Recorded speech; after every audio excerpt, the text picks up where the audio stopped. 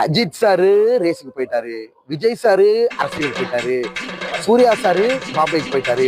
அடுத்து இந்த தமிழ் சினிமா உலக யாரு காப்பாத்த போறா அப்படின்னு இருக்க நிலைமையில இந்த ஒன்லி அண்ட் ஒன் ஸ்டார், இந்த வாட்டர்மெலன் ஸ்டார் டாக்டர் டி திவாகரோட என்ட்ரி இருக்கு அப்படின்னு பொதுமக்கள் நம்பிக்கிட்டு இருக்காங்க சார். கண்டிப்பா அந்த நம்பிக்கை சாவுல புலிமக்களுக்கும் சாவுல செத்த பையில உறுதிப்படுத்துவேன். எல்லாத்துக்கும் மேல ஒரு பெரிய கை, தன்னம்பிக்கை, அந்த கை இருக்கு.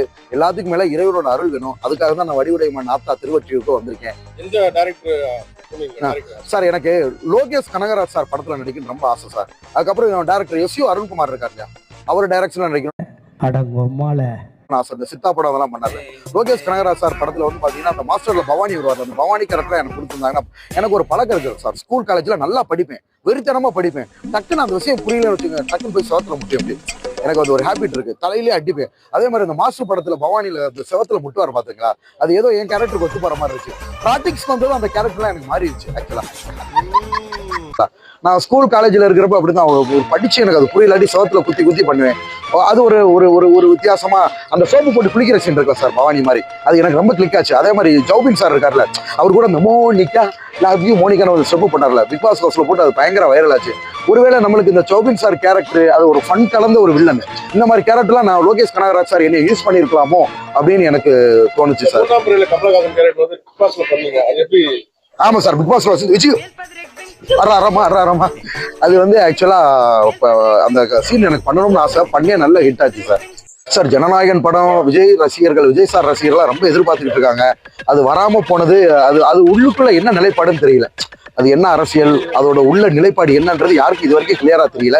எனிவே விஜய் சார் ஜனநாயகன் படத்துக்காக எப்ப நான் பிக் பாஸ் ஹவுஸ்ல இருந்தப்ப எங்க கிட்ட சக கண்டஸ்டன்ட் வந்து கேட்டாரு, இந்த மாதிரி ஜனநாயகன் படம் ரிலீஸ் ஆயிடுச்சாங்க. நாங்க வந்து வெளி உலக வாழ்க்கையை சொல்லக்கூடாது. 105 நாள் ஒருத்தர் இருந்தாரு, 106வது நாள் வந்து எனக்கு இது கூட முக்கிய பேசாம ஜனநாயகன் படம் ரிலீஸ் ஆனா நான் பார்க்க ஓடிடலாமான்னு பாக்குறேன். அந்த லெவல் மக்கள் மத்தியில ஒரு ரசிகர்களை கவர்ந்து இழுக்கப்பட்டிருக்கு. கூடிய விரைவில் அந்த படத்துக்காக தமிழகமே இயங்கிக்கிட்டு இருக்காங்க சார். இவ்வளவு நாள் படங்கள் நிறைய படம் வந்திருக்கு, நீங்க நிறைய படம் பார்த்துருக்கீங்க. உங்களுக்கு இந்த படம் நான் நடிச்சு ஹீரோ ஆகியிருந்தா எப்படி இருந்திருக்கணும், எந்த படத்தை நீங்க இது பிறந்ததுல இருந்தே இப்படித்தானா, மூளை வளர்ச்சி குறைவா? என்ன எந்த படம் நல்லா இருந்திருக்கும் சார்? 7G ரெயின்போ காலனி, அதுக்கப்புறம் வந்து இந்த கேரக்டர் நான் பண்ணியிருந்தேன்னா அவ்வளவு ரெக்கார்ட் பண்ணிருக்கலாம்னு ஒரு 3 படத்துல தனுஷன் நான் பண்ணாரு கேரக்டர், அதெல்லாம் நல்லா செட் ஆயிருக்கு சார். அது அதே மாதிரி இந்த 7G ரெயின்போ காலனி அதெல்லாம் இன்னும் பயங்கரமா, ஏன்னா அதெல்லாம் எமோஷன்ஸ் அதிகம் இருக்கும்.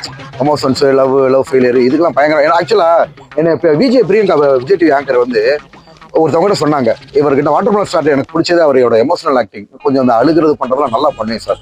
Love failure, actual romance, so இதெல்லாம் எனக்கு நல்லா வரும். இந்த படங்கள்லாம் என் கையில கொடுத்துருந்தா பயங்கர ஹிட் ஆகிரும். कैसे कैसे लोग रहते हैं यार यहाँ पर।